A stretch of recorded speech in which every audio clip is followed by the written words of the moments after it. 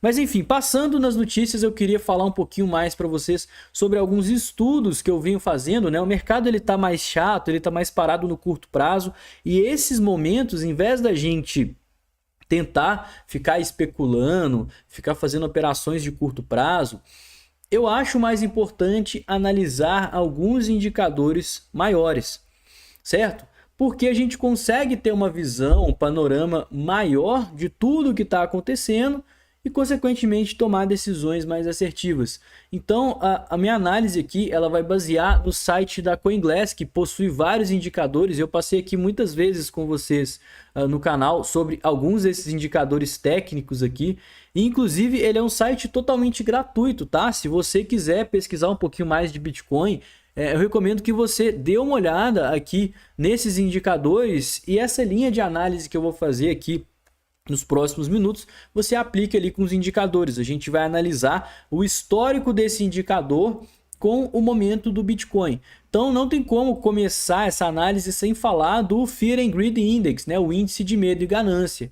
E eu estou trazendo aqui no site da CryptoQuant porque a gente consegue ver esse índice de medo e ganância alinhado com o preço, tá? Então o preço do Bitcoin é essa linha amarela e os níveis de medo e ganância é justamente essa linha azul aqui, certo? Então, se a gente olhar aqui durante todo o tempo que esse índice é calculado, a maior parte dos dias do Bitcoin foram dias neutro de medo ou então de medo extremo, tá? A gente já começa a partir desse pressuposto. Só que se a gente vê o que aconteceu aqui no último ano, de um ano para cá, a maior parte dos dias foram de ganância, certo? E isso, ao meu ver, é uma coisa relativamente boa, porque qualquer quedinha mais acentuada que acontece na época que o mercado está muito ganancioso, as pessoas se desesperam.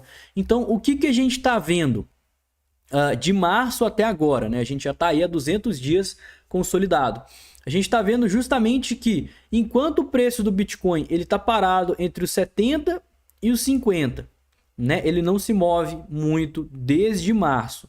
O que está acontecendo com o sentimento das pessoas? Elas estão começando a ficar com medo, enquanto o Bitcoin está fazendo um claro padrão de acumulação, né? Em momentos aí que a gente vê o mercado subir muito e depois ele consolidar, isso é um padrão de acumulação para a continuação da alta. E um dos motivos que faz esse padrão se concretizar é justamente o fato das pessoas começarem a ficar com medo porque estão acostumadas com um mercado extremamente ganancioso, um mercado que só sobe, e de repente o mercado ele muda, né, o padrão dele, muda o comportamento dele e as pessoas já ficam desconfiadas porque até então o que elas estão acostumadas é o mercado subindo. Então olha só, no último ano, nos últimos 365 dias, o mercado esteve 219 em nível de ganância, certo?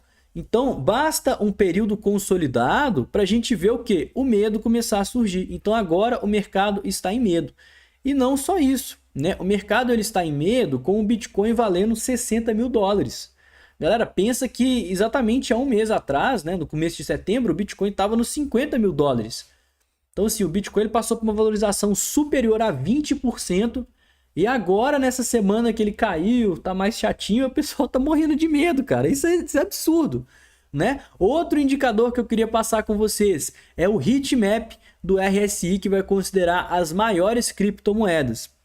Então, aqui em cima a gente tem as criptomoedas que estão sobrecompradas, aqui embaixo a gente tem as criptomoedas que estão sobrevendidas, ou então com um viés mais fraco. E o que a gente consegue ver? Que de forma majoritária, a maior parte das criptomoedas, no gráfico de 4 horas que eu tô olhando, tá? Que é tipo assim, seria como se fosse uma correção acontecendo aí no gráfico semanal. A gente teve todo aquele movimento de alta em setembro, outubro, até agora a gente está vendo uma correção. Olha o que está acontecendo com o RSI da maior parte das criptomoedas. Ele está numa zona fraca. Ele está com uma média aí de 38 e abaixo de 30 é considerado sobrevendido. Então o mercado vendeu demais essa criptomoeda e ela está barata. E olha só, de forma majoritária, tá? A maior parte das criptomoedas grandes do mercado, elas estão em uma zona de RSI fraco, incluindo o Bitcoin, tá? Olha o Bitcoin aqui, ó, o primeiro, Bitcoin, Ethereum, Solana. Isso mostra pra gente justamente que as pessoas elas estão desacreditadas do mercado depois, né, do mercado ter feito toda aquela onda de alta que a gente viu acontecer ao longo do mês de setembro, né? O Bitcoin que estava lá nos 52 e parar lá em cima nos 64. E agora que ele tá dando uma corrigida, a galera tá toda desesperada, gente. Isso é bizarro. Outra coisa aqui, olha só, derivativos visual scanner. Isso aqui eu vou pegar o que aconteceu nas últimas 24 horas e o que a maior parte das pessoas estão fazendo com as altcoins. Olha a concentração aqui, ó. A gente tem aqui duas linhas, né? Essas linhas elas formam aqui 4 quadrantes. Então a gente tem as pessoas que estão entrando em long, entrando em short e saindo em long. Então, de certa forma, se a pessoa ou ela está fechando um long ou ela está abrindo um short, ela está pessimista com o mercado. Então, a posição ela estaria aqui nessa região vermelha. E se a pessoa ou ela está fechando um short ou ela está abrindo um long, ela está otimista com o mercado. E a gente vê que de forma gritante, a maior parte das criptomoedas, novamente, elas estão numa zona onde as pessoas ou estão entrando vendidas nela ou estão deixando de comprar. Isso mostra para a gente também que o mercado está com medo. E para fechar, né, o último indicador que eu queria aqui passar com vocês antes aí da gente ir para a análise é esse que a gente chama de múltiplo de Powell, tá? Que basicamente ele vai considerar aí uma média do último ano, dos últimos 365 dias, baseada no preço do Bitcoin. Então a gente tem duas zonas decisivas nesse indicador, certo? Deixa eu ver se eu oculto aqui o preço do Bitcoin para depois a gente chegar nele. A gente tem a zona vermelha, que é a zona onde essa média ela fica de 4 até 10, e a gente tem a zona verde, que é quando a média ela fica ali de mais ou menos de 0,5 até 0,3. Então, basicamente, considerando o histórico do Bitcoin, o volume, a negociação, o sentimento, a gente tem a variação desse múltiplo de Powell. Quando ele está na zona vermelha superior, quando ela está nessa partezinha aqui em cima, significa que o mercado ele está muito aquecido. Provavelmente a gente vai ter uma região de topo. Então, quando a gente vê historicamente falando, às vezes que o Bitcoin chegou nos topos do bull market, praticamente todas as vezes ele estava na região vermelha ou então bem próximo dessa região vermelha. E quando a gente teve também fundos relevantes no Bitcoin, a gente tinha que o múltiplo de Powell estava visitando a região verde. E foram praticamente fundos globais. Tá? Então a gente teve aqui a mínima do bear market de 2018. A gente teve aqui a pandemia. A gente teve aqui o crash da FTX. Tudo isso aqui, em 2016 também tá para buscar o hack da Bitfinex, tá? Eu acho que foi aqui que aconteceu o hack da Bitfinex. Então, todas essas vezes que aconteceram grandes catástrofezinhas no mercado, o múltiplo de Powell veio para a região verde. E olha o que aconteceu recentemente com o Bitcoin nesse excesso de euforia, pessoal.